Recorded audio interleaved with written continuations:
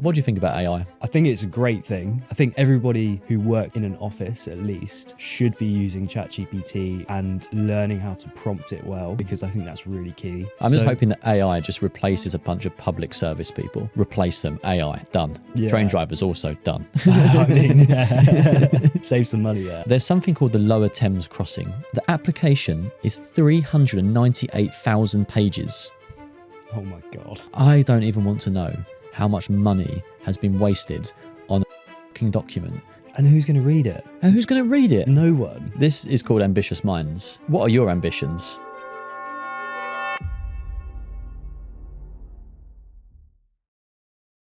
Scott, welcome to the Ambitious Minds podcast. Thanks, Jay. Thanks for having me. Hey, it's good to see you. It's been a while. It has, yeah. I mean, we only saw each other yesterday. But yeah. We were just chatting off air a moment ago, and you said something that was quite interesting. Student loan crisis. Talk to me about that. Yes, so for probably as long as I took out a student loans have pissed me off a lot. The reason why is, and I was doing some research on it, is why is a student loan linked to RPI over CPI? And this is kind of like the classic thing of why. And the only reason behind it, right, is it's like historical, where back in the day, RPI was the main kind of measure of inflation, right? And now we use CPI, but student loans are still measured on RPI, which is a higher interest rate we essentially have to pay on it. Yep. And it's usually around like 0.5% to 1% higher than CPI. So yeah, everyone that's taken out this student loan in the UK is effectively paying. I mean, I guess when you actually move back, like, it's still a cheap interest rate if you're taking out a loan. But in reality, like, it is a tax, and it's a tax on people that want to go to university. And when I now talk to my friends about it, right, you say, oh no, it's fine because I'm never going to pay it back. Mm-hmm. But like, that's not very optimistic, right? Like, if I'm taking out a loan, I want to pay it back because it means that I'm making enough money to pay it back, and it makes sense.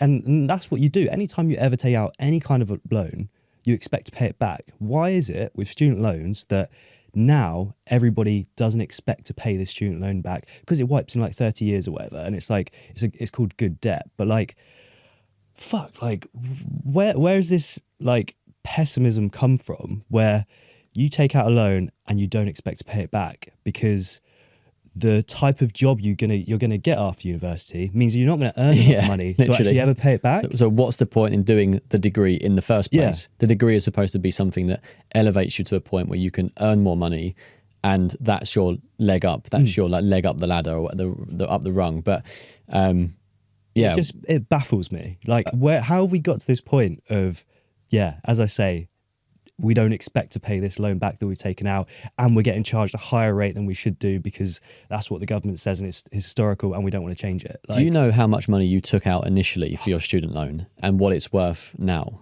So I recently actually looked, and I think I took out, actually, do you know what? I'll be honest, I don't know the full extent of what my loan was. I recently looked at it. It was still about 45 grand. Mm-hmm. And I'm like, I've been working now for 8-9 years, paying it every single month, and a large chunk of it gets taken out when you get a bonus or anything like that.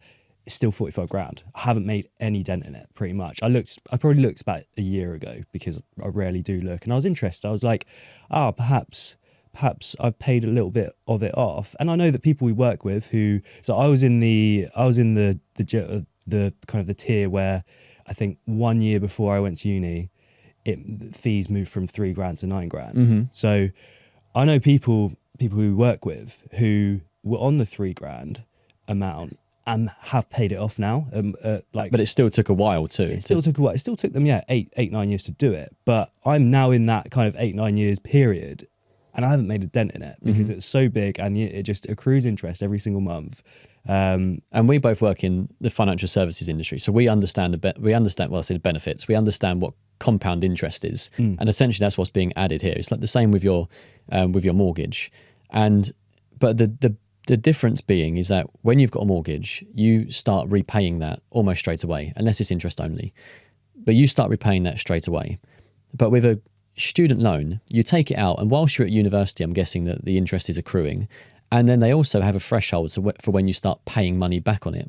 So what's happening is if, let's say you leave university with £40,000 of debt, well, if you don't start paying it off because your income isn't high enough for the first few years, that £45,000 at an interest rate of 5% has grown in value by another 2.5 grand.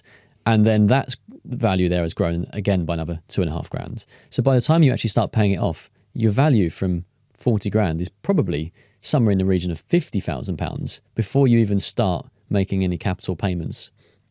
And then you're probably paying a lot of interest off before you're paying off the capital anyway. And I can probably guess that you did have a debt of around 40,000 and now it's at 45,000 despite being 30.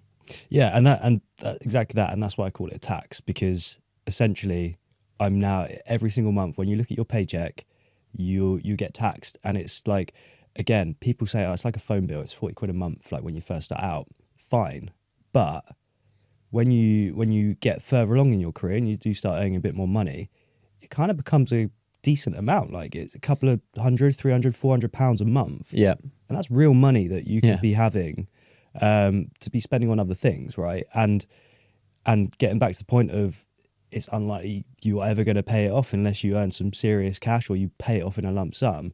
It's a tax for your working life because it's 30 years until it does get wiped. I think it's 30. So yeah, it's a really weird kind of system, really. And I mean, as I say, like, there's definitely an argument to be had of like, is it a good debt? Is it not? Like, it got me through university. I guess it got me a job. Could I have got a job without it? I don't know. Well, I don't have a degree, and we work in the same company. Maybe that's answering my question then. But yeah, it's not essential. It's definitely a good to have, but it isn't absolutely essential. We've got a colleague as well that didn't go to university working on our team. So it maybe 10 years ago, it felt like a differentiator. I think now it seems like masters and PhDs are the differentiator. Maybe not even masters anymore. People are now doing PhDs and MBAs to be a differentiator, to get into investment banks and that sort of stuff. So, and our job isn't rocket science as much as we try to pretend it is.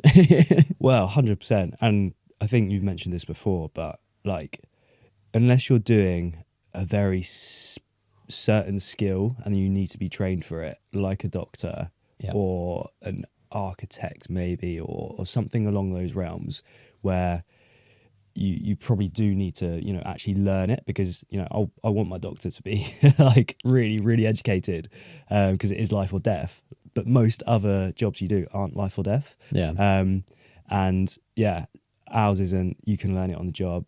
And do you know what? I don't remember I studied finance as well. I don't remember really much about what I actually studied. What I do remember is all of my industry exams that I've had to do and the work experience. That's where I've learned my craft, I guess. Like, it's not from university. Yeah, on the job and your relevant professional qualifications. Yeah. And your CPD. And the CPD, oh man, CPD. But I've got one layer further I want to add to this, because this is something that I can't wrap my head around. Student loans are essentially mandated by the government. The price is fixed. So I don't know who fixes it. I'm assuming the government fixed that at £9,000. So that money is we're being encouraged to go to university. The price is fixed at £9,000. You're basically encouraged to go, and the loan is backed by somebody else. Now, you can't walk into your bank and say, can I borrow £45,000 because I want to go and start my own business? They will say, fuck off, basically. They will tell you to go away. But you can go to a bank, or you can go to a student loan company and say, I want to go to university. Will you give me £45,000 to pay £27,000 of tuition fees, and then the rest of it to pay on student housing and student nights out? And they'll give it to you like that. They'll just literally hand it to you, and then they'll just give you a punitive interest rate on top. I don't understand why it is almost mandated that is the case, and there is not as much encouragement to support people to have entrepreneurial adventures.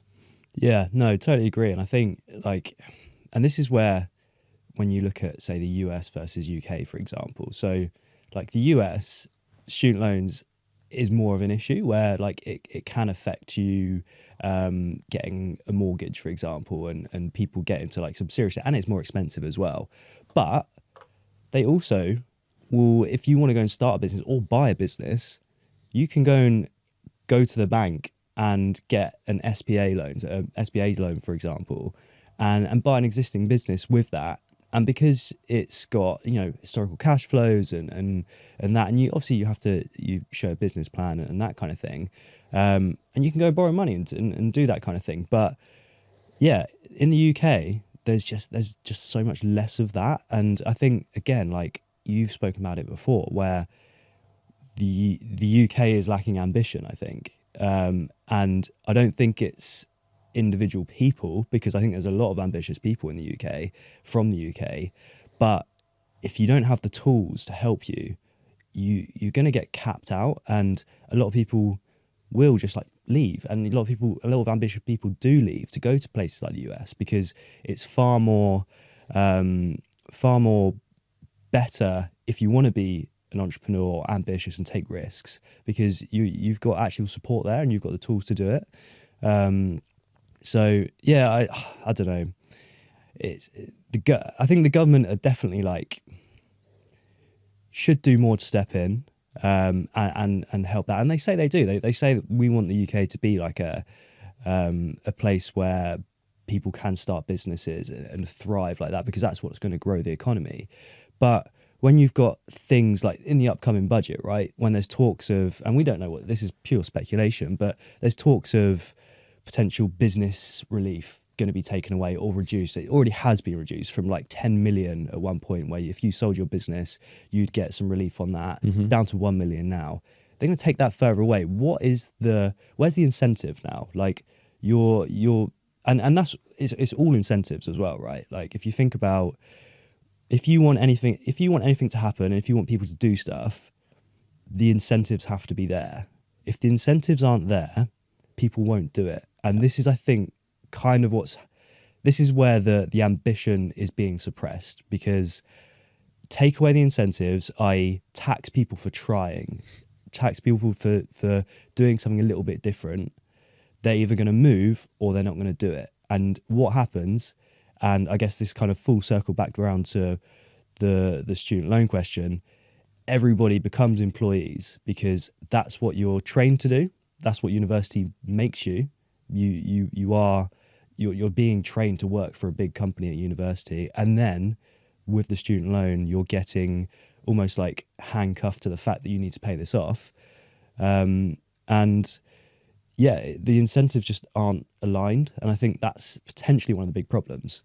Yeah. We went completely off the student loan topic there. No, but it is a good point. And even when you talk about the upcoming budget and maybe capital gains tax rises might come in, well, that again impacts entrepreneurs, because you get business relief as well. But then you also, if you set a business, it can be a capital gain. But there needs to be more to support entrepreneurs, because they get demonized by a lot of people, but they are the people who are contributing to society, employing people, and more needs to be done to encourage that. But one of the things that we've seen in our industry is big companies that are growing, like let's say a technology company, Arm, which is a chip maker, used to be a UK listed company, and it's now listed in the US. Now, initially it got bought by private equity, and then it got sort of spun out. But Deliveroo recently listed on the stock exchange. It was a complete disaster. They would have been more successful if they'd listed overseas. A number of companies are now doing that. Like BHP Billiton, for example, has gone to, I think, the Australian market. And a number of big companies are actually delisting from the UK stock exchange and listing overseas. And I've said this before, but the UK, the FTSE 100 is the only stock market in the world with less technology companies in it today than 15 years ago. And that's through a technology boom. 15 years ago, literally the first iPhone had recently been released. And we know all the apps, all of the technology that's come out, and the UK has less technology stocks in the FTSE 100, then it doesn't make any sense. The UK has just, like, in terms of investing, the MSCI World, it used to account for about 10% of the MSCI World, and it's now about 4%. And it's like, it's just becoming more and more irrelevant, and that the companies either aren't successful enough here or aren't listing. They're listing overseas because there's much more attractive valuations and prospects and employment, right, or whatever it'll be, not in the UK. Where do you see the UK going in the future, out of interest? I was hoping that post-Brexit we would radicalise the UK, make it a high-growth economy, a little bit like Ireland did, actually. Reduce corporation taxes, make it attractive for people, actually cut taxes. Like Singapore was the perfect example, or basing it on something like Hong Kong. We had the ability to when we came out of the European Union, and we just squandered it. We squandered an opportunity to actually be a country which has sovereignty and be free and make our own decisions. And whoever was in charge, we know was in charge, but like they just completely messed it up. So I don't know where the UK goes from here. I think that the UK is in a tricky spot where we need to do something, but I think that now I'm seeing more and more ambitious people looking to leave, and that wasn't the case 15 years ago. Housing is completely unaffordable for many people. The weather is miserable. The cost of living, it just seems to be going up. And I know that you have these inflation numbers, but I think the inflation numbers also look completely fabricated, because they might sit there and say, oh yeah, in 2022, like the inflation was, I don't know, it was 18% or something, but it felt like more than that. Like my rent has significantly increased. And that's an absolute number too, because it was already a high number and it's gone up by, I don't know, 40%, I think, since the COVID pandemic. Buying a coffee now is ridiculous. Like going out for a coffee in the morning for two people is about £10 for coffee. You bought me one today, so I'm sorry. No, well, yeah, that one was, I think £7.70 actually was for two coffees. And I'm like, where the hell has this come from? And the price of beer, for example, I don't know what it's like around the country, but you're getting £7 pints now in London. And again, before the pandemic, I think that was probably £5. There's a 50% increase in some cases.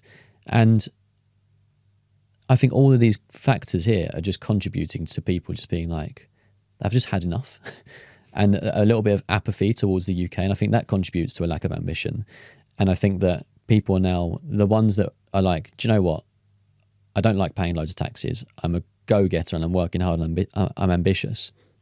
I'm going to go to Dubai, where I can get rewarded properly for the money that I earn and not have to pay my student loan and not have to pay taxes and all these different things. I'll just go somewhere else and do it and keep more of it.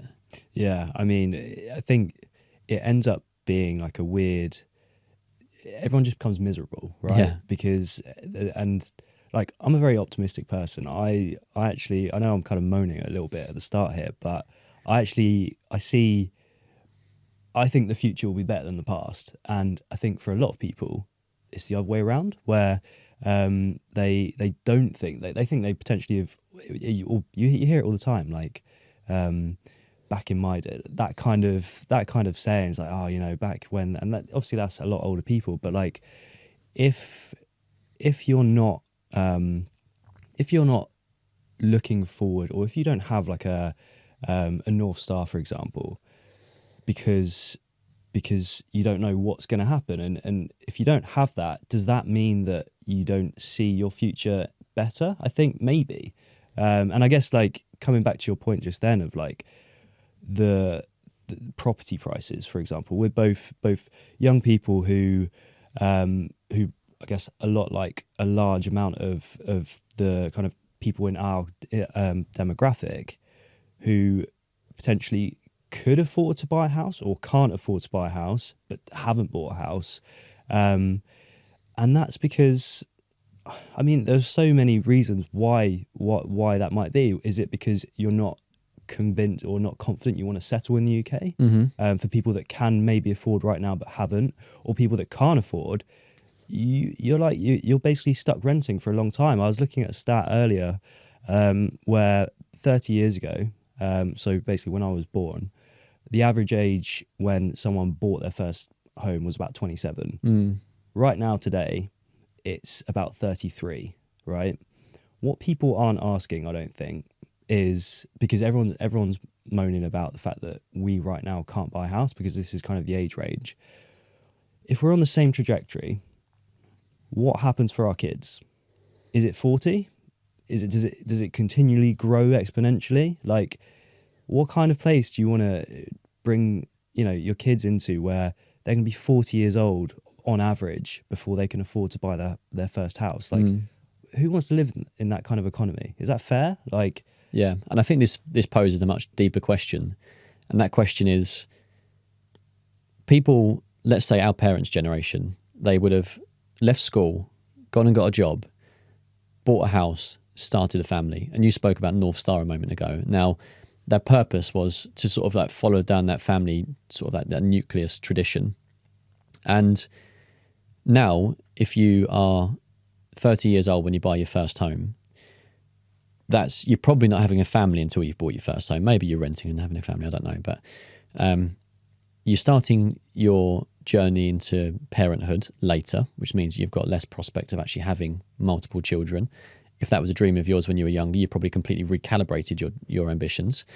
But by not being able to get on the property ladder, you almost go, why bother? So we're forgoing getting on the property ladder, probably forgoing a family. And what do they do instead? What do people now do? They go and spend their money on experiences and material items.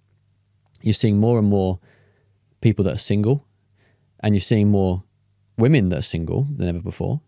More women that are childless as well. Now, you go back to school and ask any 16-year-old girl do they want a family, and probably 95% would say yes.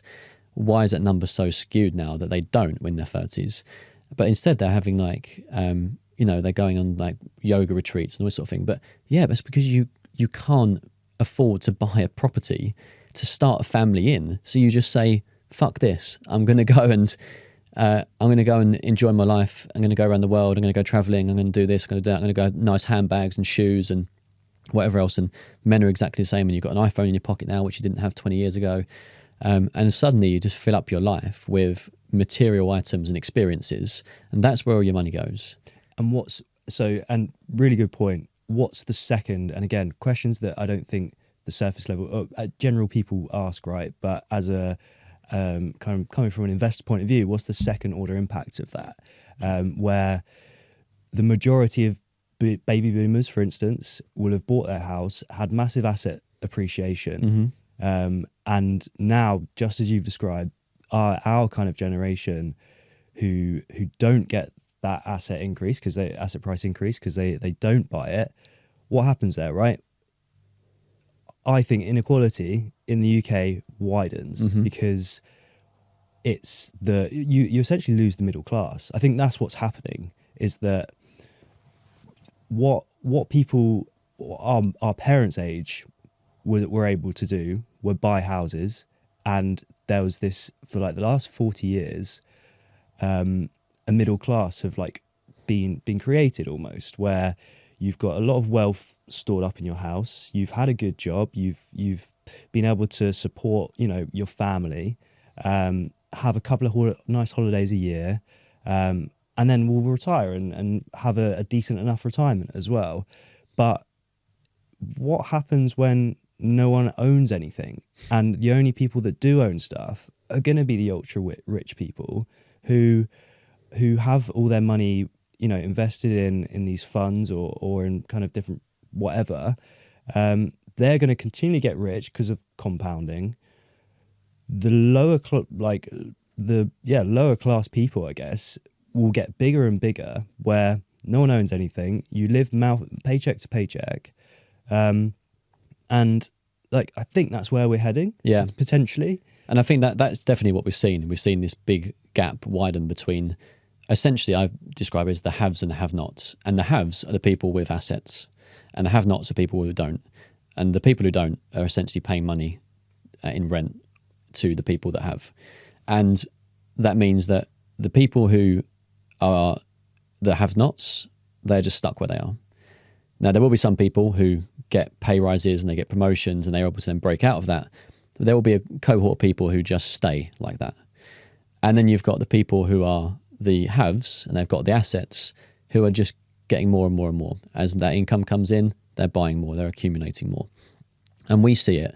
I think one of the biggest things that I've learned from our job is the power of owning assets, being able to invest as a way to protect your capital against inflation in the long term.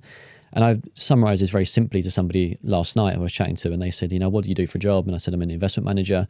What does that actually do? Why should I invest in the stocks and shares market? And I said, well, you've seen inflation go up for the past couple of years. It's been really high, right? Yeah. Well, you can own a share of those companies that are putting their prices up. Oh, yeah. It's as simple as that. It is as simple as that. The only way that you can contribute towards protecting your current wealth from inflation is to own a share of assets, and those assets in these cases are companies. Do you know how many people in the UK have a stocks and shares ISA, as a percentage? I heard something the other day, and apparently only 10% of the UK have a stocks and shares ISA. Yeah. I reckon the number for a cash ISA, which is fucking stupid. Anyone who's got a cash ISA and is listening, you're an idiot. And that number will be huge, I think, in the UK. So I actually did a quick look, and whether the data is kind of spot on it. So around the stocks and shares ISA, it was around 10 to 13%. For a cash ISA, it was more like 36 to 40%. So it's like 3 times the amount of people have a cash ISA to a stocks and shares ISA. But then, what about the other 60%? Who have nothing. Who have nothing at all. Like these stats are still crazy, especially on the stocks and shares side. But it's like, where did that come from? Like, where did we go so wrong with there? Because, maybe that comes back to the point of the FTSE 100 being like the UK companies. Like, if what people know who are in the UK is to, and I guess I get this from my granddad, for example. He always asks, what's the FTSE 100 doing? And I say, do you know, don't even worry about what the FTSE's doing. Let's look at the S&P 500, because that's far more relevant, especially for what you're invested in and what your pension's in, because that's what has impact, or that's what affects you. And I guess it potentially comes down to a bit of education. Mm-hmm. Like it's, and this is kind of, I talk about this as well, where financial education just isn't taught, and in schools especially, it should be taught when you're young. It's not, and what are you left to do? You work it out yourself from the internet, which, to be fair, great place if you know what questions to ask and where to look. Mm-hmm. Because I think a lot of the time it's actually more about that. The content's out there, but you don't know what you don't know. So you need to be able to ask the right question to get a good answer back. Because there's some great people who are giving content out there that is good. Obviously, there's also loads that are crap. Yeah. And you need to be really careful with those people too, because people are often, the shiny object syndrome, where you're, what's really attractive to you are these big returns in the crypto market and in these stocks or whatever. But what we know is that sensible investing is a very good strategy for long-term wealth preservation and building. And actually, I just want to touch on one thing quickly, because you talk about financial education and it isn't taught properly in schools. But something that should be taught very, very early is what a pension is, for example. And I know this is one of our topics we were going to discuss today anyway, but if you teach people what a pension is when they first enter the workplace or in school, then they can start saving for their own retirement. What are the downstream effects of that? There's less people relying on the state in retirement. I mean, that's a no-brainer. We have an aging population. We want less people relying on the state. At the moment, people say, when I get my state pension, your state pension is basically nothing. It is such a small amount of money that it will barely heat your house at the moment. So what are the downstream effects of setting yourself up financially sensibly from a young age? Is that you have a pot of money at the end of it, and it's quite easy. I know it sounds quite a weird thing to say, but if you're a 20-year-old, you can save a minimal amount of money every month, And by the time you retire, you will have £1 million in that pot if it's invested. Just from consistency and it being invested, you can have £1 million in that pot at the end of it over the course of 40 years, for example, because the compounding happens. You're relying less on the state. The state should therefore be encouraged to be giving you this education, and they don't. Mind-blowing. So when pensions were first introduced, right, as in the state pension, I think the stats were it was something like for every 5 workers, there was 1 pensioner. We're down to 3 to 1 at the moment, just because of the aging population. And you kind of touched on it there, where our generation are having less kids because everything's kind of pushed back. And it's expected to go in like 2040. It's expected to get down to 2 to 1. Wow. In 40 years' time, when we retire, and we expect to, I mean, the pension age keeps rising anyway, right? Like it's going to 67 soon. By the time we get that, it's probably going to be like fucking 80, whatever. Controversial opinion. Not a lot of people will like this. So when the pension was first introduced after World War II, the average life expectancy after retirement at 65 was 2 years. So the average pensioner would be receiving pension income for 2 years. Now that number is about 20 years. So you have less people contributing through taxes, because that's what pays the pension. People say, oh, my national insurance contributions. No, the people that are paying taxes today are paying the people that are receiving pension income today. That's because also the UK government have just completely squandered the pensions. There's a huge pensions gap. But I don't think that by the time we retire, a pension will exist. We've already mandated companies over a certain size, and it's like 5 employees or something, are mandated to put money into private pensions for their employees. If you've opted out, opt in. But that money is essentially accruing. And I think that is the first step towards our generation, who from the moment we walked into the workplace have been building up pensions privately, because companies are funding it, we're funding it. I reckon that they'll do away with the state pension by the time we come to retirement. I think it's just going to be like maths. It doesn't add up. Add up. The figures don't add up unless our debt to GDP ratio skyrockets, right? Like the maths don't add up in 40 years' time when, let's say it's 2 to 1 paying in, and your life expectancy is getting larger. People are going to live to 90, 100, like because of better healthcare, all this kind of thing. Like it won't work. Like you have to be saving for yourself. And this is the first time in however long that you do have to look out for yourself, because before the auto enrollment from private companies into your defined contribution pension scheme, there was more defined benefit, right? And that's where you would work and you get a guaranteed amount of income based on your working for that company. That was too expensive. People realized it's not sustainable. That's why the defined contribution came in, where people, you contribute, your employer contributes. So it's now down to you to grow that pot. Mm-hmm. People aren't paying in enough money to that to live for 20, 30 years off of it. And you can do this, right? Like, so without going to a financial advisor or anything, there are websites out there. This is not like an investment recommendation, but there's a company called, or there's a website called Guide, and it's GUIIDE. And it's essentially a cash flow forecasting website where you can key in different metrics, and it will use data to basically forecast what you're currently paying into your pension now based on a growth amount, and then how long it will last before you run out. Mm-hmm. It's a super simple way of doing it. And I did it for myself based on, and it takes inflation into account, all this kind of thing.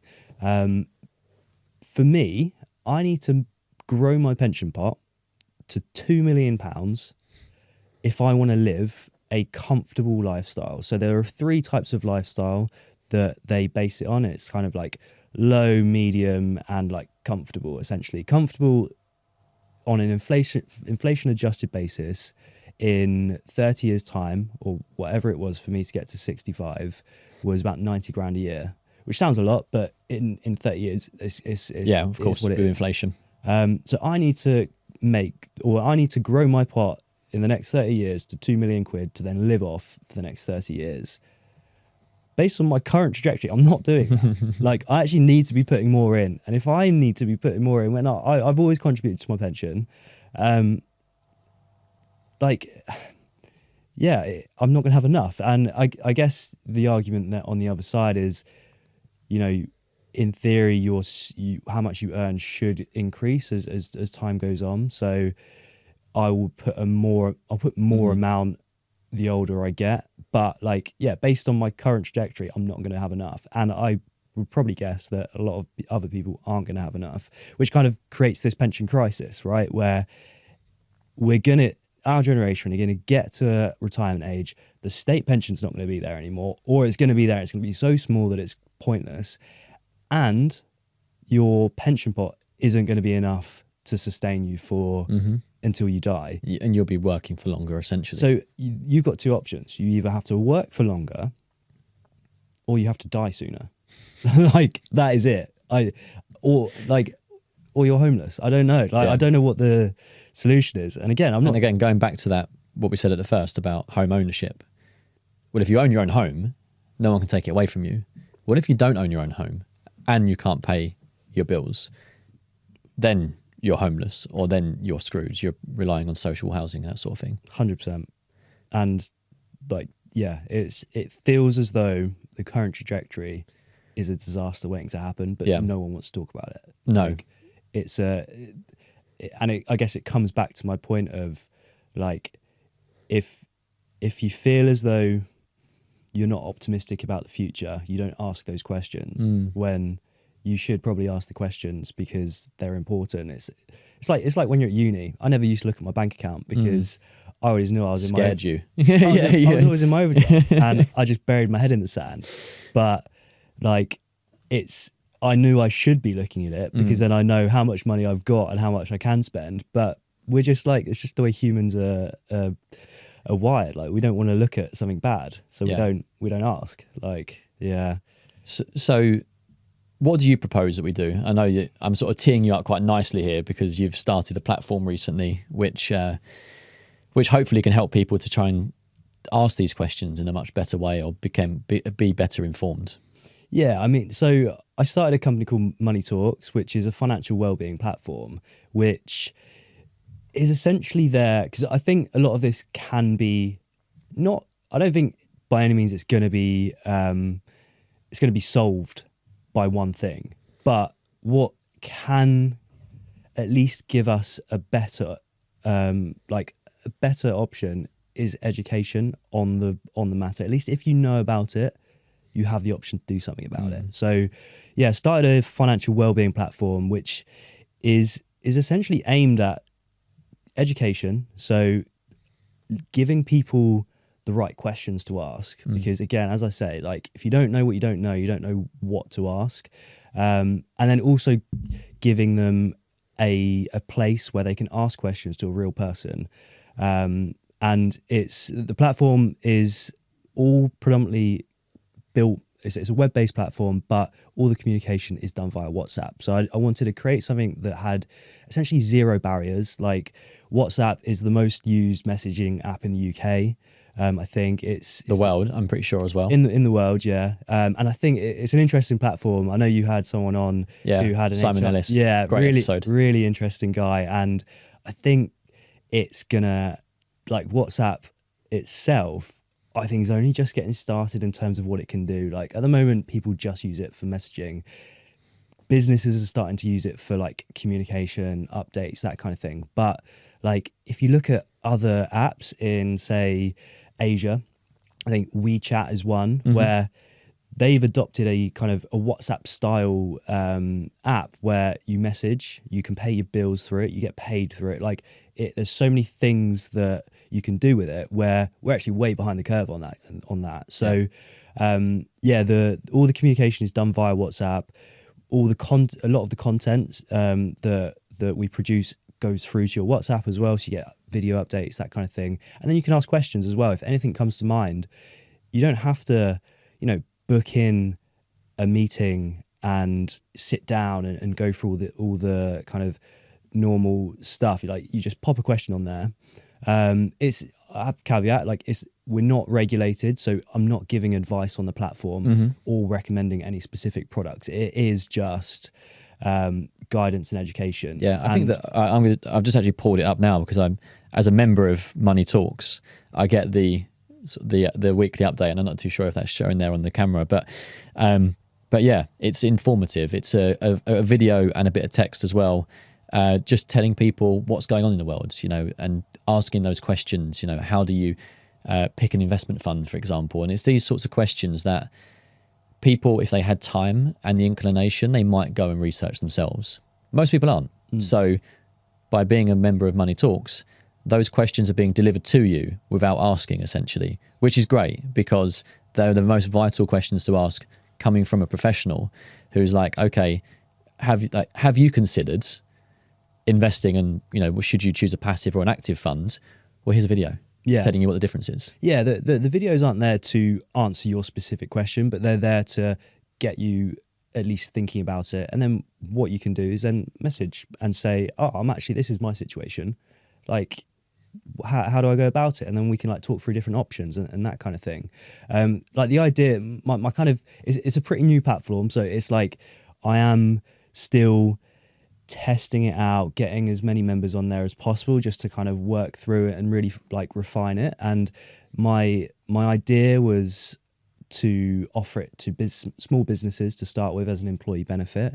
At the moment, it's just open to anyone, because the philosophy on it was, I don't want people to pay for it as in individuals. I either want a company to pay for it on behalf of them, because if someone is even if it's completely on the other side, if they're in debt, say, and they need a bit of help with where do they go from it, I don't want you then having to pay more money to try and get help.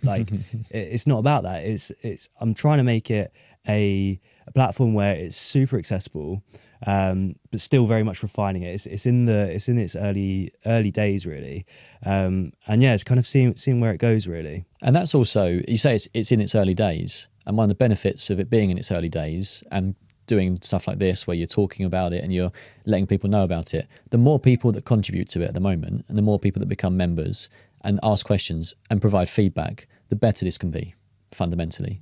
So it's not something where you're saying this is a finished article and what you see now is how it's going to look in the future. It's going to continuously develop from this point onwards. So if people do have recommendations, first of all, Money Talks, become a member, go onto the website, sign up, receive is it once a week that you send out a WhatsApp message, and then ask questions and contribute, and then that will help it evolve, and then that will help essentially bridge this gap for a lot more people. And the better those questions are, and I'd say the better those questions are, there is no such thing as a stupid question. And we get this being investment professionals and clients who have made lots of money come to us and say, I've got a really stupid question. No question is stupid, because sometimes when we think about things, we think about this high level, using our knowledge. And actually it helps to sometimes get those questions where people aren't as informed, and it makes you go back to the start and, okay, let's explain this now, because that's where the bridge needs to be the gap needs to be bridged. Yeah, no, it's interesting. And so one of the ways we've actually been growing is, and whether this is something that I've kind of almost stumbled upon, but is getting an initial amount of members, and then once people have contributed and asked questions, is saying, is this useful? Could you recommend to 2 or 3 friends, right? Started with 20 people. It's been the best way to get new members, because they'll say, yeah, I actually know a few people. The network starts to expand, and I think this is the way I'm going to continue to grow it, as well as doing the standard social media and that kind of thing. But it seems to be working really well in terms of just asking for recommendations once you've done a decent enough job. And if people think that, and I guess it's for any business, that applies to everything. Yeah. And I feel like I'm only just realizing this, which has been a really good learning curve, just starting this, figuring it out as you go along, like, and just really thinking like, what's the best way to grow it? Like, how do we get as many people on as possible? Because at the end of the day, like, I'm just trying to help people. Like, at the moment, it is very much all the stuff we just spoke about. Like, I think there's a gap there that people need help, and this is my way of trying to offer a solution, really. Yeah. Because, like, I don't think the government's going to step in and help. Like, you can see I'm sure you have been onto the government website, right? It's horrible. I try not to. Yeah. Like, but if you ever type in like, what is capital gains tax, right? Oh my God. The government website always comes up as number one usually. Yeah. They make it so hard to understand, like, even just trying to figure out what the current allowance is. Like, you have to kind of work for it, and if you don't know what you're looking for, you get really confused. Yeah. I'm just hoping that AI just replaces a bunch of public service people. Yeah. Like, all those people that are working in Whitehall on this HMRC website and the government website, replace them. AI, done. Yeah. Train drivers also done. I mean, yeah. Save some money there. Yeah, 100%. Like, way more useful, way faster. Yeah. But yeah, you are right. I do my tax return myself, and it's getting a bit more complicated now, so I'm going to outsource it. But the website is horrendous.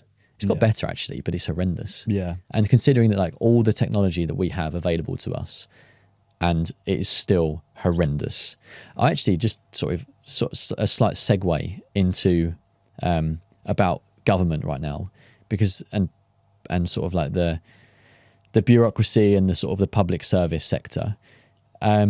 There's something called the Lower Thames Crossing, and I think this actually impacts my parents from where they live. But it's sort of, I think it's going to run parallel to the QE2 bridge that connects Essex and Kent, and they're making an application to dig a tunnel at the moment.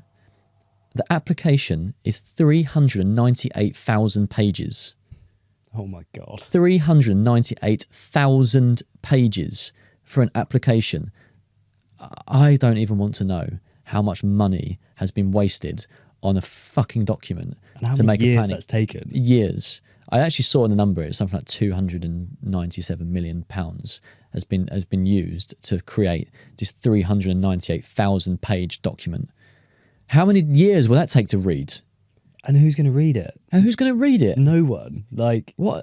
It's pointless. Sorry, that's a slight segue. Just my frustration. And this is actually what frustrates me about the UK right now, is all of this sort of bureaucracy and red tape. What happened to just getting stuff done? And I saw somebody wrote saying the amount of money that people have spent, and time, I'm sure, that people have spent creating this document. Norway spent on building the world's largest tunnel. Just build the thing. Yeah, 100%. One of the things on this podcast, the theme so far, has been just do it. And I mean, UK government, just do it. But do you think that's just because of like overregulation and like over PC on everything? But you talk about overregulation, and I'm going to get into a bit of a rant now. And but I didn't have great sleep last night. So if anyone's wondering why I'm a bit ranty today, that'll give you an idea as to why. Overregulation. You should think that regulation equals goods in the end. I've got a flat that has flammable cladding on it. A regulation came out in 2015. I think it's 2015. 2005, a regulation came out that to try to make new build properties safer. This flat was built in 2015, 10 years later, and it has flammable cladding on it. How has regulation helped that? And by the way, 4 years later, after being told that I've got flammable cladding on my property and that you cannot remortgage it, interest rates have gone up. Is there any regulation or support for those homeowners? No. Are the house builders being told they've got to replace it? Finally, yes. Have they started the work? No. Who is paying for this?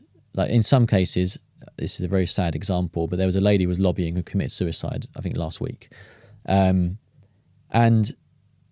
over-regulation should be to prevent these sorts of things happening. What it's done is it's just created more and more layers. Bad things have still happened. And it's, again, the people who are the homeowners. And my interest rate at the moment, I'm very lucky that I've not got a very big mortgage on it. Interest rate is 8%. Damn. 8% on a London valued property would be crippling. And that would cause people a lot of financial insecurity, and you can't sell it and you can't remortgage it. So you're stuck with it. And you're not only stuck with a property that is costing you a lot of money, with potential impending costs to actually get it replaced, but the building you live in is not safe. And then you come back to this 398,000 page document and you say, what regulation, what the hell is it? What is it? Is it contributing positively or negatively? Yeah, anyway, I mean, we won't get into a rant about it. Sorry. It's just... there are so many things wrong with that. So many things.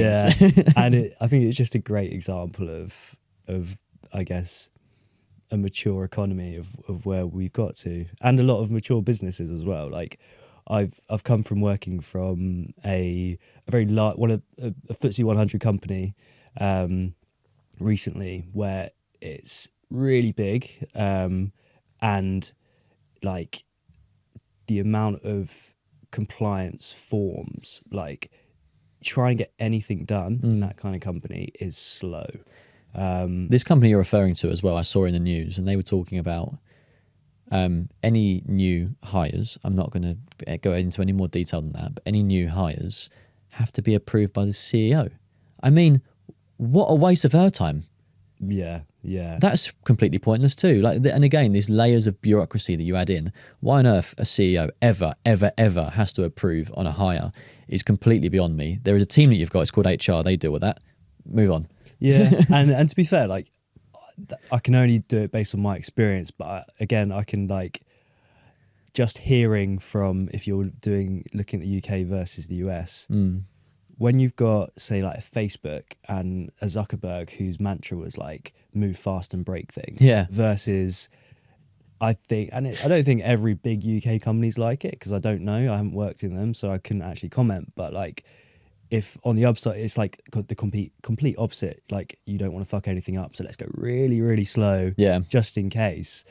You can kind of see why, like, just the US mindset is like why that economy has grown, or their stock market at least, the companies that are there grow so quickly and they have this innovation. Whereas the UK and probably Europe too would go move fast and break things. Oh my God, break things? We don't want to break anything. No, we're talking about literally breaking stuff. Yeah. We're talking about disrupting. Yeah. We're not talking about breaking, okay? Like, calm down. But that's the mindset. It would be, if they heard that term, they'd be like, hold on, who's breaking something? We don't like breaks. And actually, funny enough, we'll put the brakes on. Yeah, 100%. Sorry, that was a little bit of a rant from me, because it is something that's very personal as well, so it does frustrate me. But I mentioned AI a few moments ago, ways to sort of improve efficiencies within government. But what do you think about AI? AI. So I use AI a lot in day-to-day work, and I think it's a great thing, because if you can use it right as well. I think a lot of people like using, say, ChatGPT, and are just still using it just for like almost as Google, so just like asking certain questions. I think everybody who works in an office at least should be using ChatGPT and learning how to prompt it well, because I think that's really key. And like a really good example I recently learned was, I told you about this, but is if you've got a question you want answered, you can help it to be really strategic about how, and give you a far better answer by writing out your question, giving it as much context as possible. So loads of detail, and it takes a bit of skill to that. It's kind of like copywriting, I guess. But then before you press enter, ask the following thing. Say, please now ask me questions until you have enough information to answer my question well, right? Put that at the end of your prompt, press enter. It will come back with a load of questions. It asks you to try and answer your first question well. Answer those questions in as much detail. You'll be so surprised about how better the answer is. I've now started doing this every single time I prompt it, because I find like it helps you so much more. And like sometimes when you're typing something out, you kind of know what you want from it, but you just can't quite convey the message. So it's a really good way to really narrow down into what you get. And like it's obviously not perfect, but like the responses you get back are just so much better. Like they do hit the nail on the head. But I use it for like so many things as well. Like again, you need to know a bit of like foundational stuff, but like if you are trying to build like a VBA macro on Excel, for example, or like the coding side, just you need to know some small, like as I say, foundational points, but it can write this whole code out for you, and it makes you from basically a really bad coder to someone who can create something very quickly.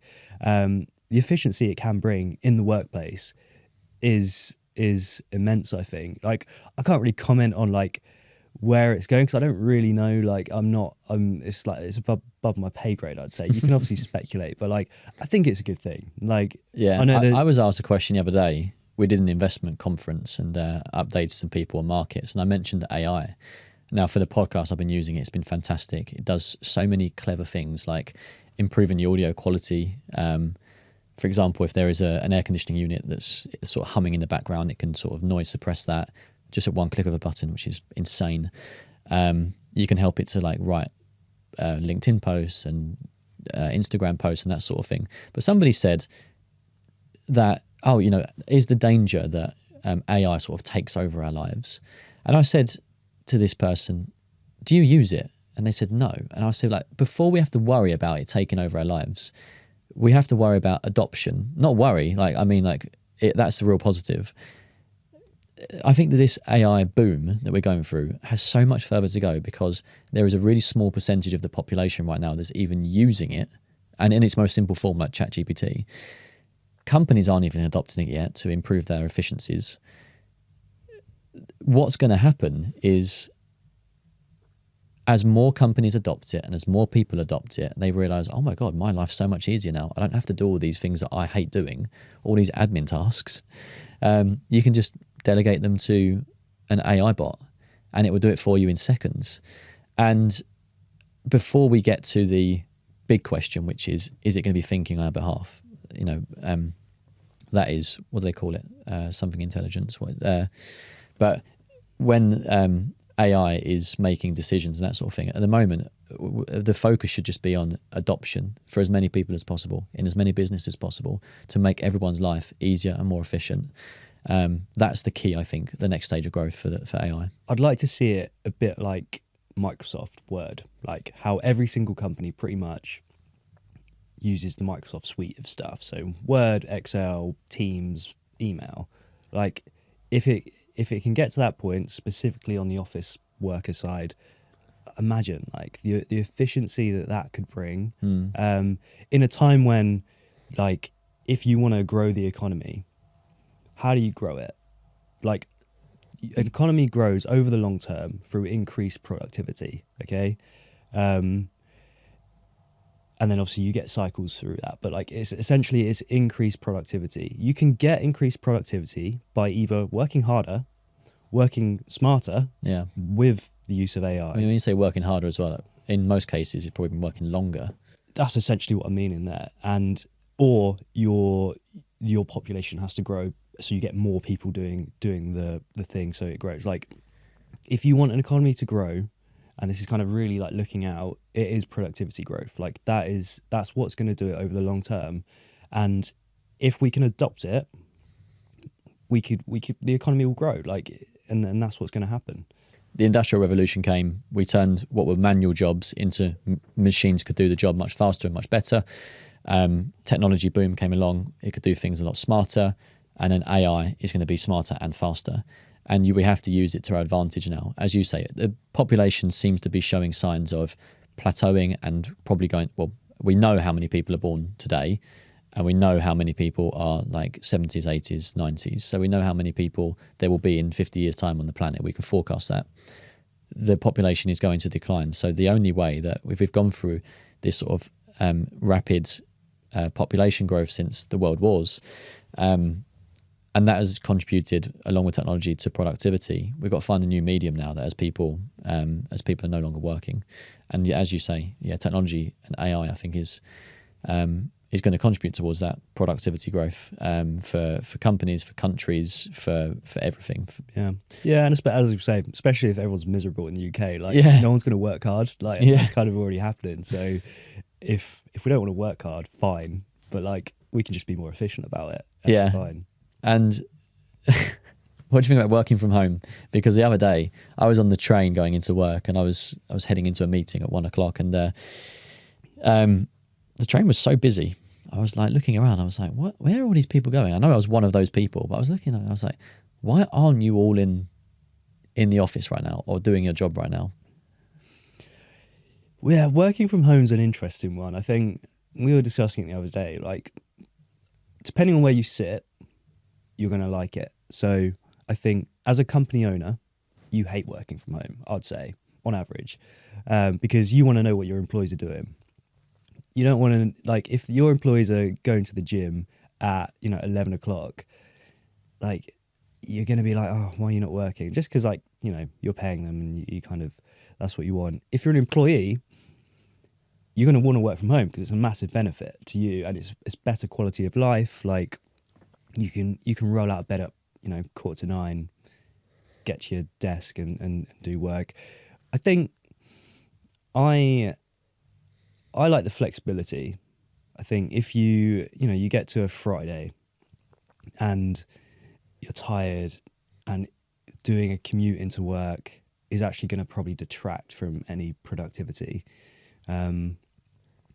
It's great. I think a flexible approach is definitely going to be the way forward. But I don't know.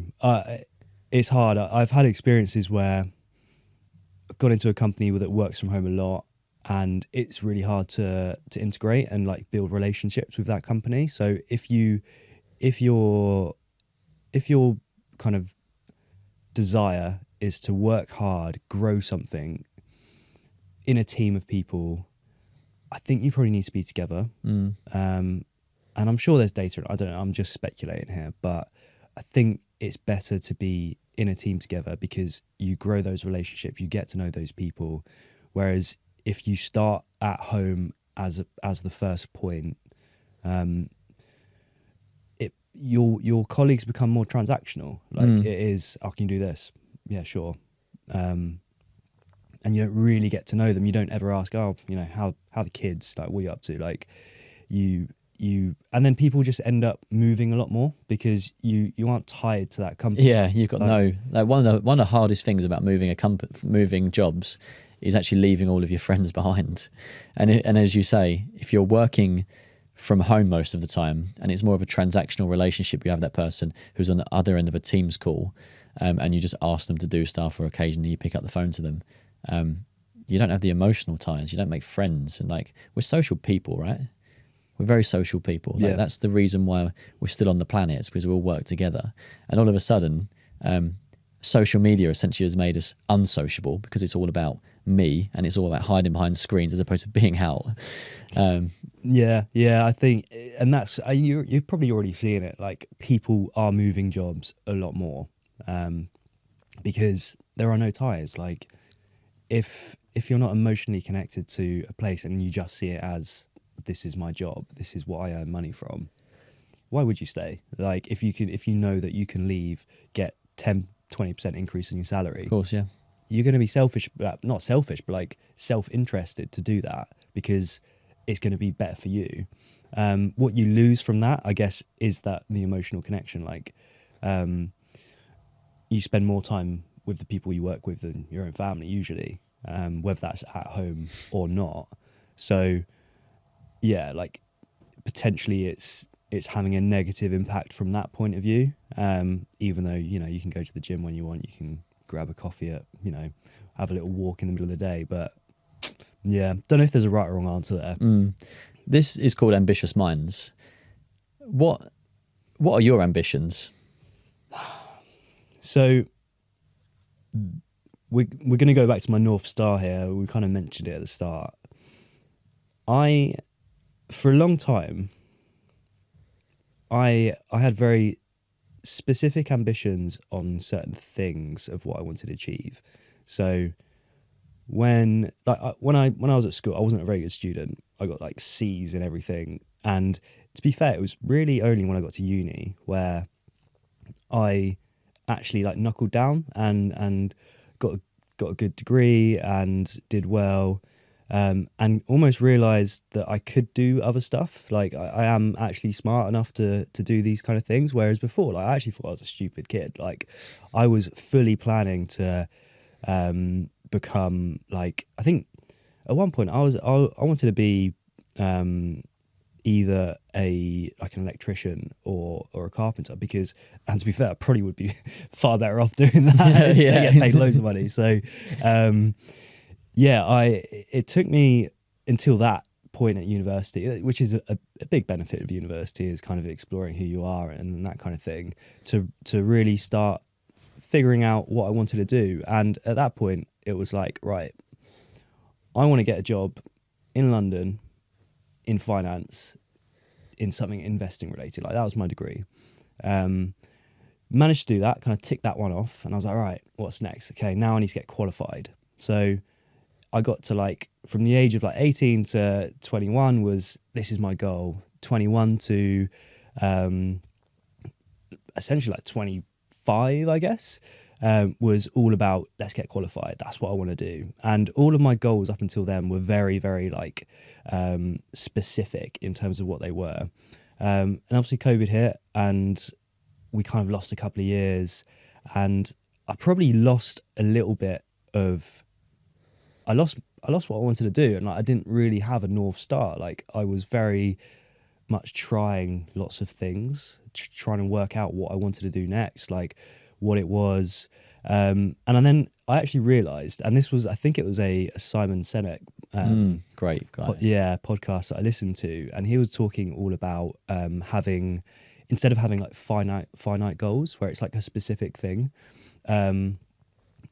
it was like, one, have outcomes rather than goals, and two, don't make them like don't make them, it's more about the journey. So make the game that you're playing like you can never win, essentially. I can't remember what the actual term was. So I don't have a specific like thing that I want to do, but I do have an outcome of where I want to get to. My outcome is I want to be financially free, and that's not really rich. That's deciding when I want to work. And to get there, like, it's not about having 100 million in the bank. It's more about it's cash flow. It's making sure that whatever my expenses are in my desired lifestyle, I've got cash coming in to cover that. Doing something that I want to do. So yeah, my ambition is that outcome. It's getting to that financially free point. I'd like to live somewhere that, again, like I'm getting a bit more specific on what I want to do, but like not specific in the thing. So it's like, I'd like to live somewhere that at night time I can hear crickets and near the sea.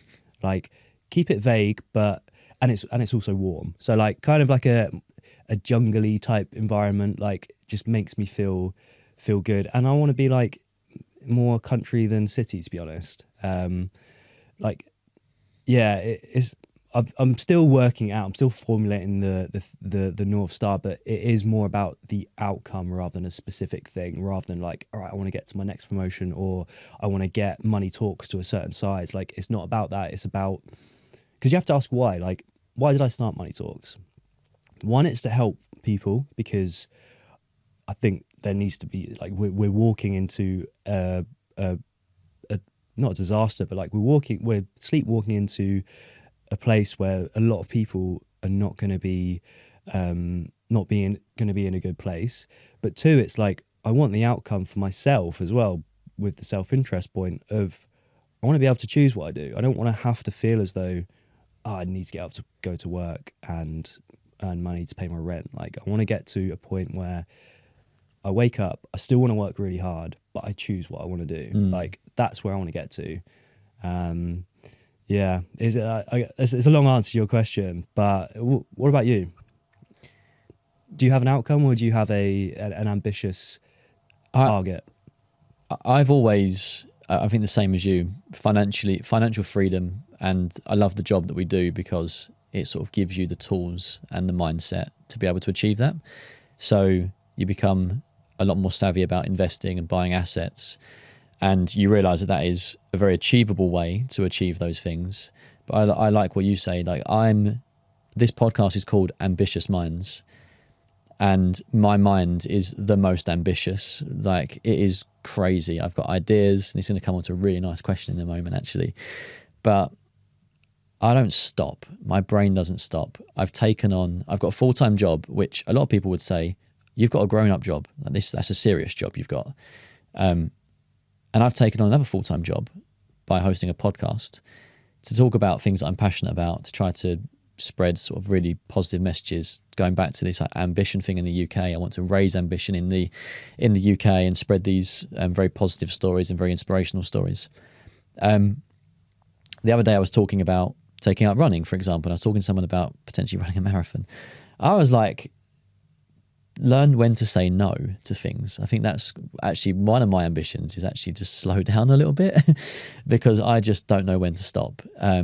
This week has been stressful because I'm doing so much. I'm going to meetings. I'm trying to build relationships and build this podcast. And I'm having conversations about sponsorship and all these. And I'm like, Jay, like, when are you going to just take a moment to just accept, like, and just like appreciate what you've got?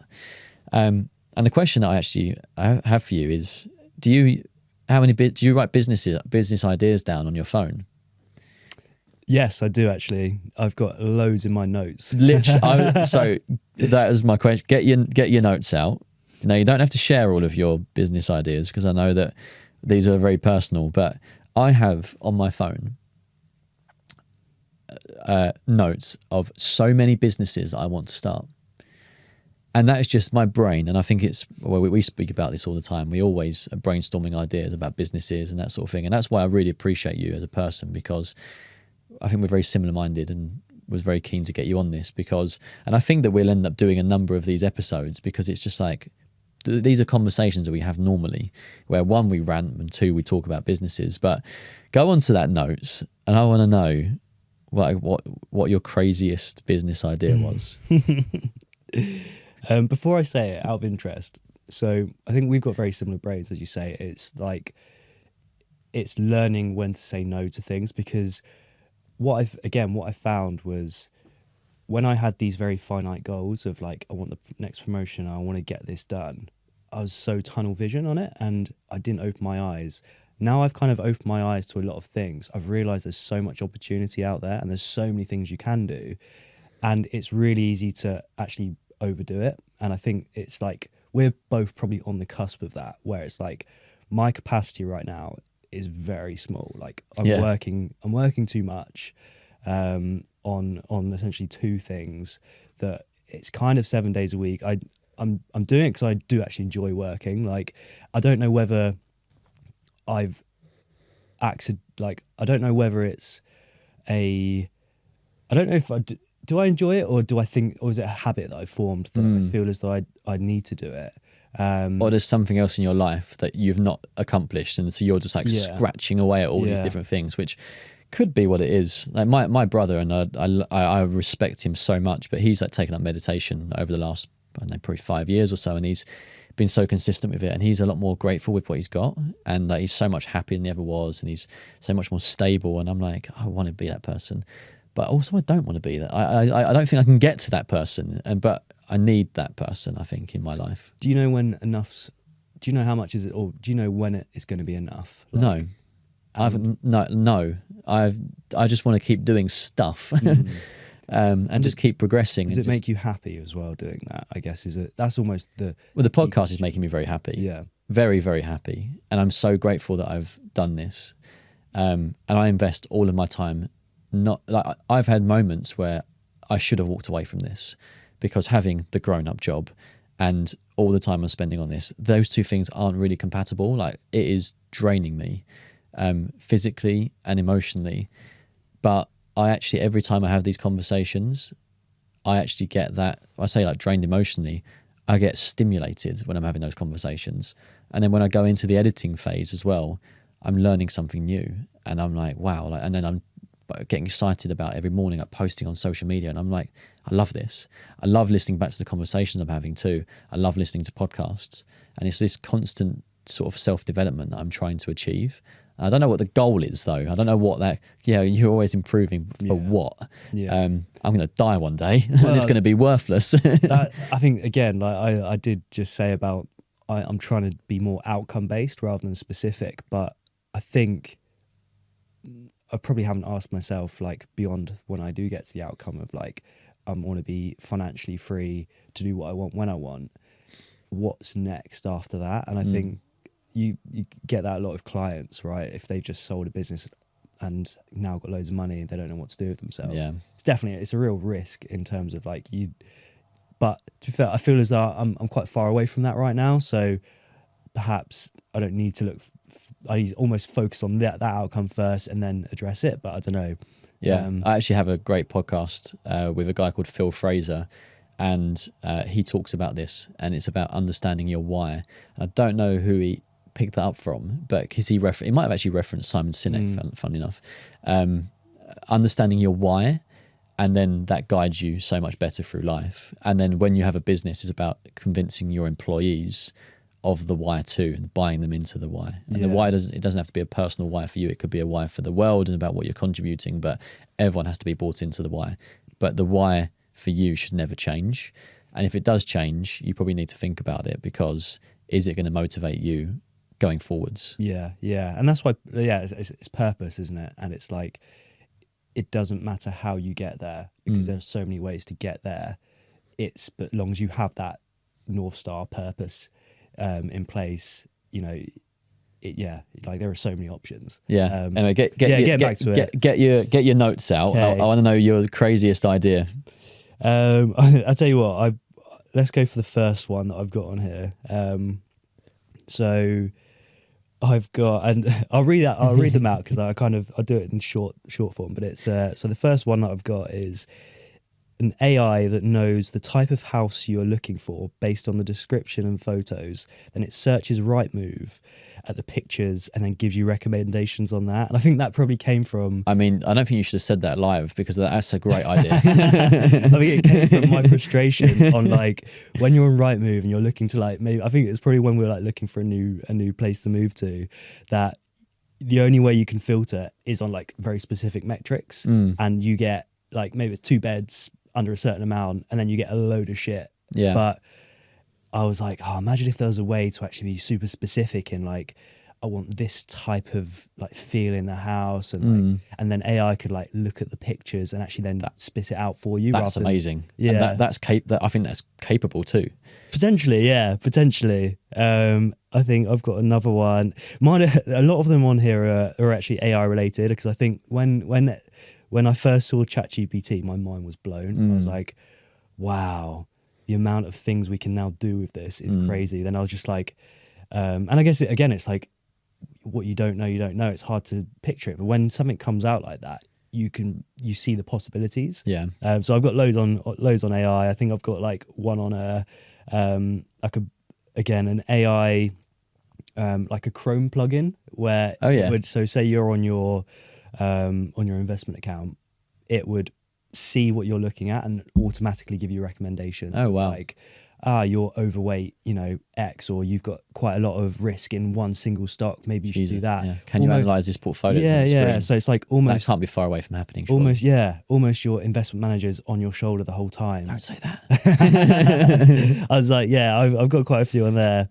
How about you? I'd be interested in some of yours. I just pulled them up. Go on. I actually, there are some crazy ideas, and this just shows you where my head's at. So in lockdown, I bought my grandparents a puzzle, and funnily enough, the puzzle was actually a photo of the family. But it made me think, like, my grandparents do love puzzles, but you do a puzzle once and then you put it away in the box and you never do it again. Do you remember Blockbuster, where you would go in, you'd rent a DVD or whatever it was back then, DVD, Blu-ray, whatever. You'd rent a DVD and then you'd take it home, you'd watch it and you'd take it back, and you'd just pay like a small fee. I was thinking about a reusable puzzle subscription for people that are into puzzles. So like you do a puzzle, you go, oh great, I've completed a puzzle. And then you're like, okay, well, I've put it in the box, and where should I take it now? You could take it to the charity shop, or you just put it back into your puzzle subscription thing. You send it back to the company, and they send you a different one. Such a good idea, actually. I think very simple. It's very simple, but it's also niche. I reckon there's probably a massive cohort of people who are really into puzzles, like, and like a diehard group of puzzle people. That'd be such a. Do you know what? I like it. I like because it could be super niche. It could be like a subscription service, and probably cater for maybe. I mean, actually, no. I was going to say older generation, but I reckon there's a massive kind of segment of people, old and young, who love puzzles. Yeah. And it would probably be very like environmentally friendly rather than. That's just, a good point. Yeah. It's responsible as well. 100%. There's another one as well, which this. Actually, I've got from 2017, and this was actually the idea which would have made me billions maybe. I went to Brussels in 2017, and it was just after. I remember the day. It was it was my friend's birthday, and Brexit happened, and he went there. He was Irish, so he was wearing a European Union flag as he went on the tunnel, and we got to Brussels, and we were riding on the little scooters, and I was like, there's so many different companies. There's like Bird and Trip and or whatever it was, Lime or whatever. But if you were on the Bird app, you can only see Bird scooters. And if you're on the Lime one, you can only see Lime scooters. And I was like, there has to be an aggregator. There has to be an app which aggregates all of them, and you get them to buy into it. And then anyone could pick whichever one, and then they get paid automatically. It's like a direct payment from the app. And basically what Uber did is just do that anyway. They just bought them all. But yeah, I guess they bought the infrastructure, and I was trying to create the app to aggregate all the different. I mean, any aggregating service, if it hasn't been done yet, I think it is like $1 billion idea, because think about booking.com. Yeah. Aggregator. Think about any kind of comparison website is essentially an aggregator. Yeah, I think if you can find an aggregating something that hasn't been aggregated yet, like, yeah, make an app. Yeah, because I've actually there's a few app ideas on here. Obviously everyone's got app ideas, but there's a few also. I'm not going to read them all out, because there is one that's really good, and I need to just do it, because it is it's an actual gap in the market. One of them also, and I think this is being catered to a bit more now, but face cream targeted at men. I remember you saying this a few years ago, actually. Yeah, because like face cream for women is oversaturated, but men have no fucking idea what they're putting on their face. Like, they know they probably should use face cream. Some people think that, oh, I'm not doing that, women do that, but there's a lot of people now who are like, I take collagen now, for example. I'm trying to improve my skin, right? So and that's where the idea came from. It's like, I want to use a face cream, but there aren't really many face creams for men. Bulldog, and I've looked at the ingredients, trash. Yeah. Terrible. Yeah. Like, it's probably worse for your skin than putting face cream on. So I was like, okay, what else is there? And there isn't really a lot. So I think that there's an idea there for someone. I don't really have the time to do it at the moment, but to go away, like a dermatologist, work with them and figure out a face cream that's positive for your skin, and target it at men, and I think it'll do well. Yeah, no, I agree. And you just kind of said it. It does come back to knowing what you should do and knowing what you shouldn't do. Yeah, exactly. Because we have so many ideas, and it's running with the ones that you have to pick, because you can't do everything. No, and that's the thing. I mean, I'm sure Elon Musk would beg to differ. He seems to do everything, but don't know. But he also can pay the people to do it now too. He's got an idea, and he can just pay. And also, because he is Elon Musk and he's Tesla and he's SpaceX, he can go, right, I've got some of the most exciting companies in the world. I've got the money to be able to get the best brains here, and the attractiveness of, I'm Elon Musk and I've got these amazing companies. And all the best brains want to come and work for him too. So he's got the money to pay them, and they want to work for him. I don't have either. So it's a lot harder for me to do that. Yeah. Just to finish off, you mentioned earlier on about listening to podcasts. are there any podcasts that you listen to that you'd recommend? And I've got a second question to follow up on this. Is there one piece of advice that you've listened to on a podcast that's just really resonated with you that you want to share? Yeah, I think it depends what you're looking for. I really like podcasts that so I seem to find podcasts that fit a very specific need of what I'm interested in at the time. So at one point I still am interested in trying to buy a business, right? And try and get to that outcome that I mentioned earlier. And I got really deep into it for about 6 months. Like literally every single day I was trying to learn every single thing I could about how you go about buying a business, how you can, from the deal negotiation to finding it to then like the next 30 days after you've bought it. And I think that there's a lot of social media at the moment, which probably contributed to the fact that I was looking at it on where there's a potential massive wealth transition from baby boomers over to where they're retiring. They've got loads of all this small business, which accounts for like the majority of business in most countries, that needs to transition over to the next generation.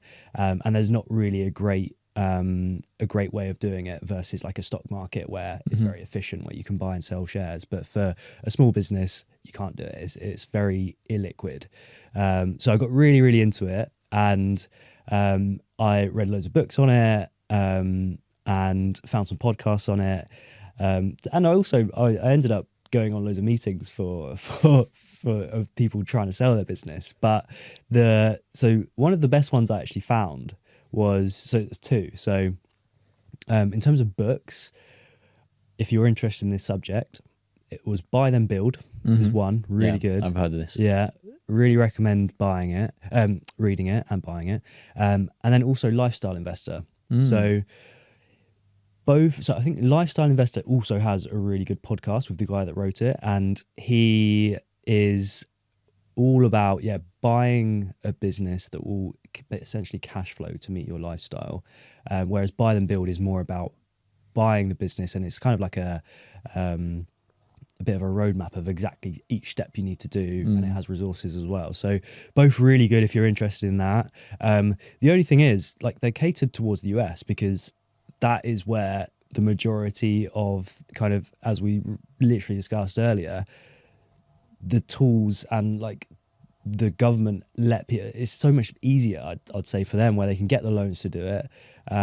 There's so much more content on how to do it, whereas in the UK it's a lot harder, and you need to kind of figure a lot of it out yourself. So also with the US, I think the statistics are 70% of the US, of individuals in the US, are employed by small businesses. However, so we obviously all know like the big ones, like the big names. In the UK, for example, the UK, I think, employs 10% of the entire population. So let's just say it's about 6 or 7 million people. But of the working population, it's quite a heavy amount of people work for the NHS. So that is something that's government funded as opposed to privately funded. So it just shows you in America there's a lot more privately funded companies that are employing the people, and most of those are actually small companies. Obviously it massively over indexes to, like, we obviously see the big names like the Amazons and the Apples or whatever, but a lot of those companies are now technology companies where they're almost like infinitely scalable. They don't need a lot of staff. But yeah, the UK, the NHS, I think, is the world's 7th largest employer, and considering that we've only got a population of 70 million people, that's ridiculous. So it just shows you there that there is a disparity, and it probably actually explains why there are less people there's less catered to in the UK. There is a massive opportunity still in the UK. We know that because a lot of our clients have been business owners and want to exit them, or have exited successfully, or still have those businesses. But in the US, there are just more people that have their own businesses. Yeah. But sorry, sidetrack. Yeah, no, and I'd like to. I'd still love to, because I think it's such a massive opportunity. it's just working out how to do it. And again, it's like it's time as well with everything that's going on. But yeah, if you're interested in it, that would be my recommendations. Get those 2 books plus listen to the podcasts. Any piece of advice has resonated with you on a podcast or a book? I'd say Alex Hormozy. I really like him again. Also his books as well, plus his podcast. He's also very big into this, like buying those businesses very too, big into it. He has amazing advice in terms, especially on the sales side, and he breaks it down into like very specific kind of like quadrants of like how you can do certain things. So I'd recommend that, but rather than specific advice, I'd say go and read his book if you're interested in starting a business, and also then interested in how to sell it, because I think it's like the 2 books that he's got out at the moment are the offers book plus the leads book. Like I read both of those, and it was again like a roadmap of how to go from 0 to 1 kind of thing, of like come up with the offer, the product, and then it's how do you start marketing and getting leads to actually see people, how to do it. But like, the best bit of advice is, as you've just said, you just got to do it. Like it's all well else sitting here chatting about this stuff, but nothing's going to change when you talk. Like you have just got to go out and do stuff. Yeah. And that's actually one of the things that I credit you with, because you started your own podcast a couple of years ago now, wasn't it? But I'd like been talking about it for a long time, and then you just did it. You've started your business, which is Money Talks. For example, like all the stuff that you've shown me on like the AI side, also talking about buying a business. You went out to meet brokers, you went and actually met people who are selling their businesses. You don't just talk about it, you do it. And there's a very small number of people that are like that. And that's why I actually really respect you and enjoy chatting to you, because it's almost a bit of a kick up the arse sometimes too, being like, oh my God, like he's a doer. You are a doer. You're a thinker and a doer. And I think that combination is dangerous. Like that's like the magic right there. And I have no doubt that you're going to go on to be a successful businessman, like entrepreneur or business owner if you buy one. But you will do it. And it's just waiting to happen right now, I think. I appreciate that. And to be honest, like it's not always been the case. It's a learnt skill, I think, that only over the last couple of years that I've really kind of pulled my finger out and just said, like, if I don't want to keep listening to business podcasts, or I actually want to go and do something. So now I've kind of got like an internal like agreement with myself, is that if I'm really interested in something and I think it's worth spending the time on, don't think about it, just go and do it and see what happens. Like, you're going to be bad at it at the start, no matter what it is. Like the first ever time I sat down and managed to get a meeting with a business owner who was selling his business for like £1.5 million, which I don't have, by the way. I was like, I had no right to be in front of him. I managed to like literally, not swindle's the wrong word, but probably like bullshit my way into this meeting. And I was in front of him pretending to know what questions to ask in a completely random industry as well. I had no idea about. It was more just trying to get some reps in, to be honest. But that's what it was. And like after doing that a few times, you kind of get so much better at it. And as you found out doing the podcast, like first time you do it, you're going to be shit. Like you are. I listened back to one of my first ones the other day. It's terrible compared to the most recent one, like the audio quality and that sort of stuff. So you just have to start and then, as you say, do the reps. And there's no downside. Like I've learned how to do a podcast now. Whether or not that's gonna be useful in the future, I don't know. I've learned how to get a meeting with a business broker / business seller now, and know the questions to ask and like how to structure a deal. Like, will that be useful for me in the future? I still don't know, but like the skills are there, and no one could take away those skills. Exactly.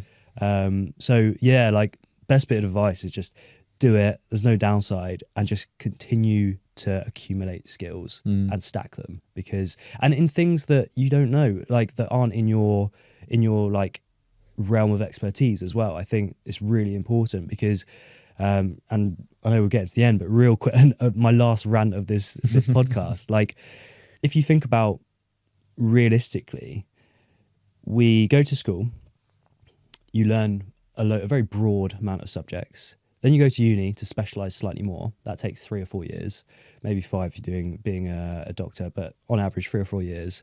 And then for maybe the next 5 years, you're working in a specific industry. So let's just say you've spent 8 years excluding school, so just uni and say the work or an apprenticeship. You get to like mid-20s, late 20s. Most people think that's it. I'm in my industry now and this is what I know and that's all I know. Why should it stop there? Why can't I then go and learn marketing?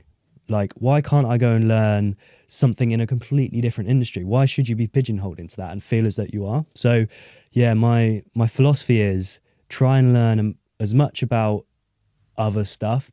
Like, just because you got your 10,000 hours after like 8 years of work in industry, go and do it again. Your life is so long. Although everyone says, "Oh yeah, you're like life is short," and it is short. You've got to make the most of it. But also, like your working life is so long. Like if you stopped after 8 years of learning a specific in an industry and you get really good at it, almost become your like 10,000 hours expert. Why not go and learn something else and then just stack them together? Yeah, you become so much more like interesting and a better person for it, and you can apply it to loads of different things. I think that one of the biggest problems that we have is that we think that what we're doing is almost definite, and that I'm doing this career now, so if I want to get a higher salary, I can move to another company doing the same thing. It's like, no, just go and your skills are so transferable, particularly if you learn new ones. Then you're way more employable, way more transferable, and those sorts of things. So, and that just sort of fully encompasses, in my opinion, the ambitious mind. And that is always wanting to learn more, always wanting to improve, and there is almost like no limit to what you want to do. And I want to just like learn so much about. I'm one of these people who, if I'm faced with a task that I don't know how to do, and it could be, I don't know, plumbing at your house, I'll try and do it myself. And that's not because I'm tight, partly maybe, but it's because I'm like, I could do that. I know I could figure that out. Do you think that, last question, do you think that let's just say you're going to retire at 65, just for argument's sake. Do you think that where you started out in finance is going to be where you end up, i.e. in the same kind of industry or not? Or do you think it could potentially change to something different? I think it could, but I think I'm very lucky that I found a job that I'm very passionate about. I love working with people. I love the stock market. To me, like when I first realized what it was, how it worked, I'm like, this is amazing. And you know me, I'm very analytical. I love to I get quite geeky when it comes to like the different types of investments and that sort of stuff. So it's my passion now, as opposed to just my job. So I think I will do this for a very long time in some capacity, but I'll probably have other things that I do on the sides, which are unrelated to that too. The podcast is unrelated to that, but it comes from, there's a high level of crossover. I get to sit down in my job, our job, of sitting down with successful business owners and entrepreneurs and successful career people, and essentially they're the same people that sit on a podcast as well. So that's clearly something I'm interested in. But yeah, I don't know. I will definitely be doing something investment related in the future as one of the things that I do. Yeah, I think the same for me. It's one of many. Yeah, exactly. One of many. There's no reason you can't have 5 things on the go, as long as you can structure it right and all that kind of thing. Definitely. So, yeah. Well, look, it's been a pleasure chatting and in some parts ranting, very cathartic at one point. Mostly ranting. But just to finish up, where can people find Money Talks? Yeah, so mymoneytalks.co.uk is the website. At the moment, we are taking on individuals rather than businesses, just to get a lot of the testing groups done. So really looking for feedback. That will be shutting in the next couple of weeks. Yeah. So I'll send you a link for people to join and sign up. But yeah, and I mean, my Money Talks email address is scott@mtwellbeing.co.uk. So feel free to reach out and just join the platform. There's no because downside. Also, you can have those once you're in the platform, you can ask questions on the WhatsApp chat and it's answered by a real person. So, it's not just going into like the AI thing where you can do on Google. You're getting real responses from a real investment professional in the background. So yeah, sign up. And that way is probably the best way to communicate with you and, whoever else is in the background. Yeah, 100%. And there's loads of financial offers on there as well. So like, even if you're buying a house, for example, we're working with amazing partners who are offering discounts on their services. So if it's like mortgage advice or even financial advice, like if we feel as though that you are at a point where you need a regulated advice, something that we can't offer on the platform, we do have you covered there, and you're going to get a discount for it. So, if you need to do a tax return, buying a house, want financial advice, there's loads of financial offers, so you might as well make the use of them. And yeah, join the platform's free at the moment as well. So it's free, and you also get money off if you need professional services. Yeah, and also like there was will writing in there, like stuff that everyone should have. Yeah, but they don't know they need it, or where to go to find it. So it's one platform where you can find all that information. Yeah, exactly, and get some really useful content. 100%. Cool. Well, thanks, Scott, so much. Cheers, Jay. I'll see you on Monday. Yeah, it's been good. No, it's been good. I've enjoyed it. Good stuff.